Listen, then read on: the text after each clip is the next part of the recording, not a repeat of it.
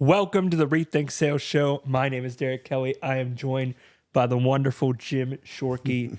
And Jim, question for you. If you only had 48 hours and you were just starting your sales career, what would you do in those 48 hours?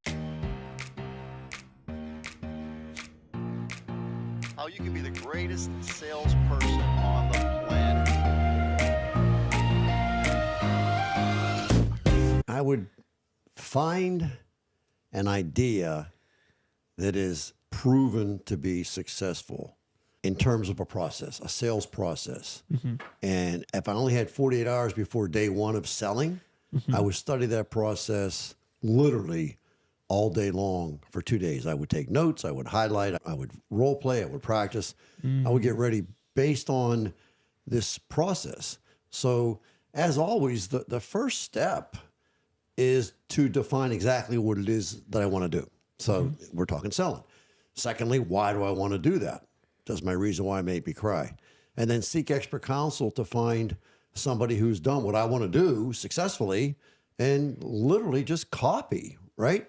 And so something that comes to my mind, not knowing where this is headed, is there's a great book written by Og Mandino called The Greatest Salesman in the World.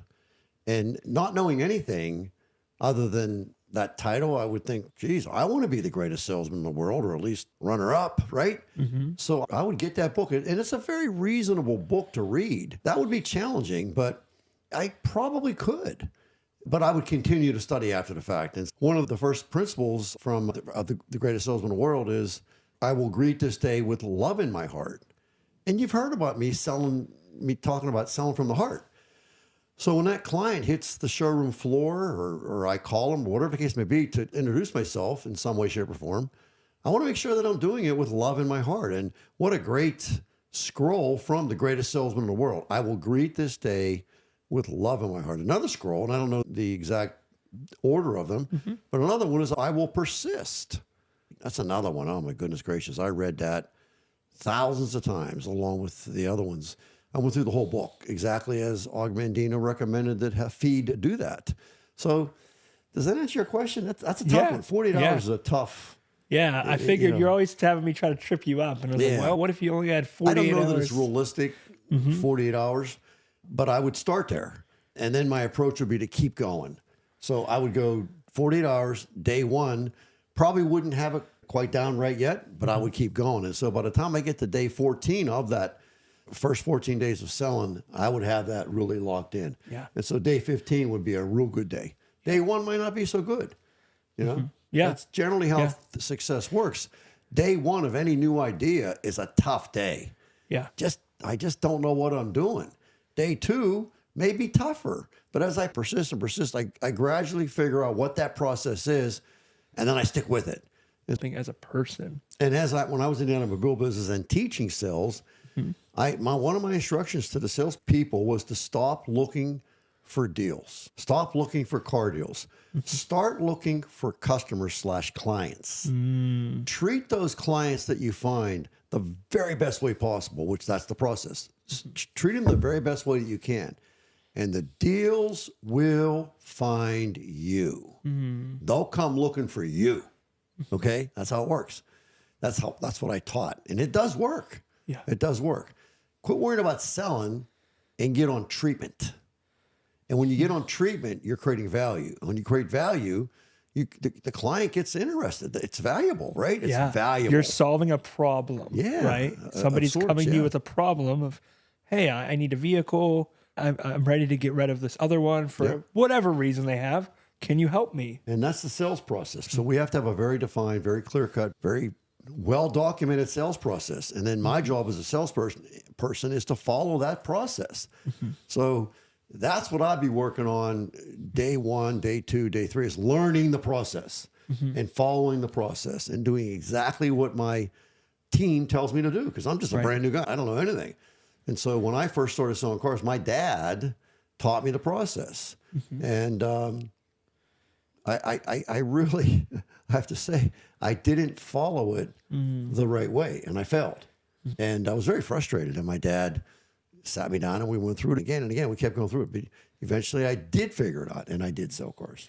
Yeah, It's and all about the process. I think what you're talking about in terms of building that relationship with the customer, I know that what I've seen as a guy who now 12 years has owned a marketing company is we've done some marketing, but very little of our marketing has actually gotten us new clients. It's been the relationships, Oh, heck right? yeah, yeah. And recognizing that something you talk about, repeats and referrals, as you take care of people, and maybe you're in the first 24 hours, 48 hours, 2 weeks, but then you start to serve people really well and they come back. Exactly. That's where it's at. Is it's all about treating the client the right way.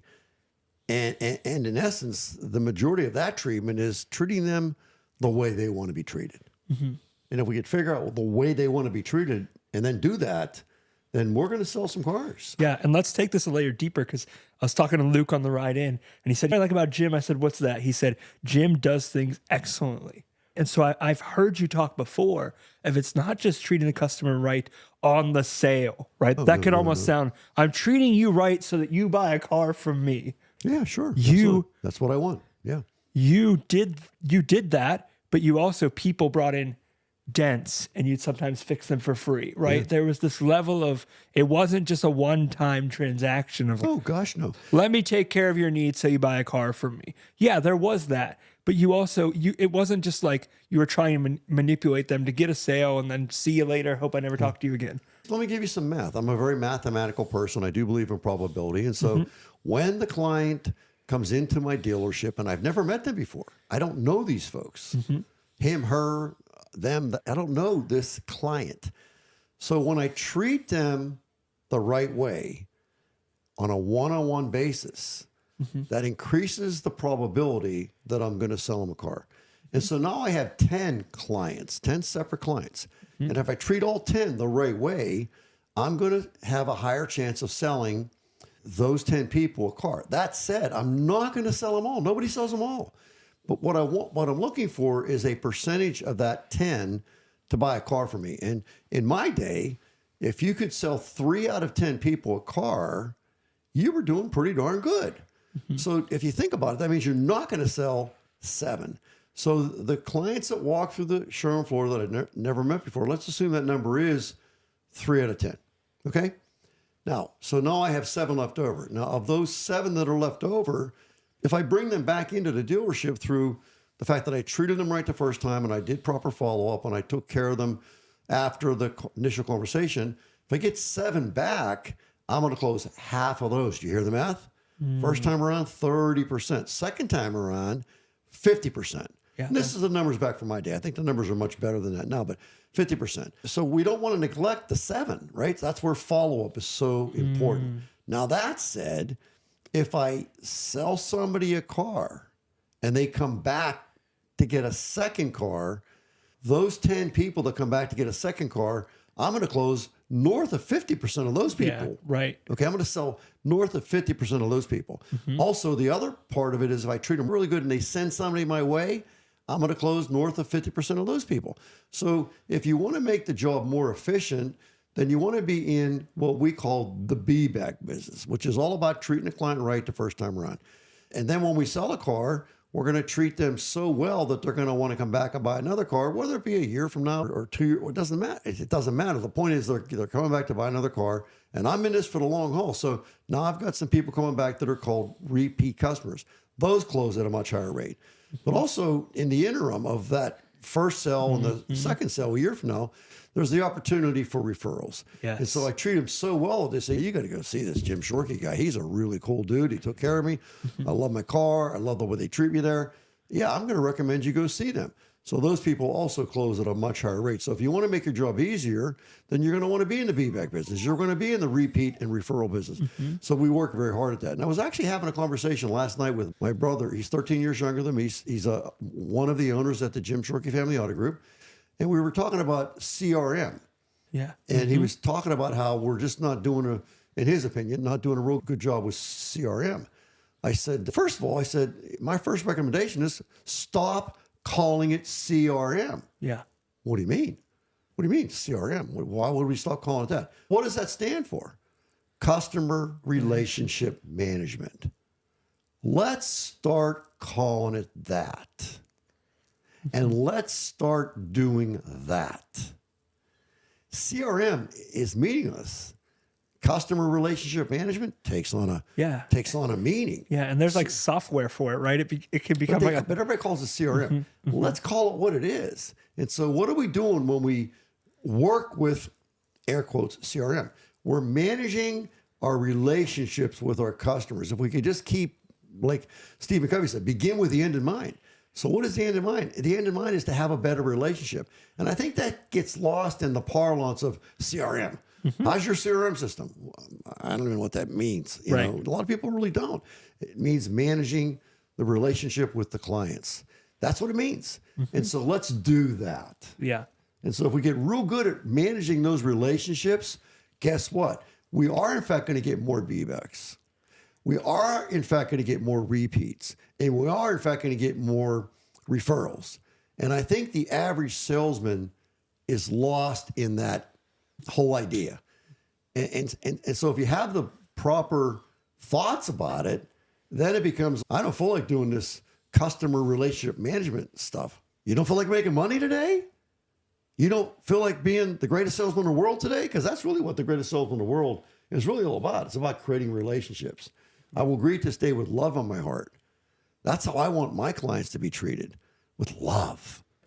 So I feel like these are the things fundamentally that we need to work on as salespeople, whether it's our first day or our first year or our 10th year. The fact is, in year 10, we need to start over and work on customer relationship management at every single possible level of the game. Yeah, it's so true, because as our company grew and grew, I realized we were taking on so many new clients that I wanted to make sure our current clients still felt really served, right? It was this new pain of, oh my gosh, we've grown, but now we have lots of new people that want to work with us, but I still want the people that have been committed in the long term working with our team just to get our best value, not our worst value. Yeah. That was a learning. That's really important. If you're bringing in new clients and losing old clients, you're making a mistake. Right. Yeah. It's a big mistake. Those clients are, boy, they're really important to our business. Really important. Yes. And to any business. Yeah, absolutely. Man, Jim, it was good for the 48-hour piece, but it was also good that you took people through. I brought up repeats and referrals, and you brought up B-backs, but talking about just that process of, okay, here's your first 48 hours, here's your first 15 days. As you go past that 15 days, into the months, into the years, don't forget about those relationships. Don't forget about that. Yeah. And utilize those as a way to work with customers in the long term, build the long-term relationships. And true business, in a real answer to your question, ask me the question again and I'll answer it the way I want to. Here you go. If you only had 48 hours to start your sales career, what would you do in those 48 hours? Not enough time. It's not enough time. Yeah. It's not enough time. So I would do the best I can to learn as much as I could in that 48 hours, but this is a 48-week project. Quite frankly, it is. Yeah. It takes that long to really learn enough that I can become a master. And there's not a job out there that you can learn in 48 hours. It just doesn't exist. Nope. It doesn't matter what it is. It's just not enough time, but it is enough time for me to get started. And I would work very hard in that 48 hours to get ready, but then I got to keep going. And I can tell you right now, I'm not going to be ready in 48 hours. That's the true answer. As a sales professional, I'm not going to be ready. I would say most likely as the leader, I would not let them talk to customers after 48 hours. I would not. I think it takes a good 48 hours plus another week. And even then, they're really not ready. We got to keep training and training and training and training. But a week is enough time to at least get the basics. Make sense? Yep. Makes sense. So I changed my answer. Yeah. Guys, thank you so much for joining us. Again, comment, subscribe. We just really want to help one more person rethink sales. I know so many of you watch this and say, wow, that was refreshing. Wow, that was a different take. That's what we want to do, is not use these slimy, sleazy sales tactics, manipulation. We want to help. So thank you guys. Thank you.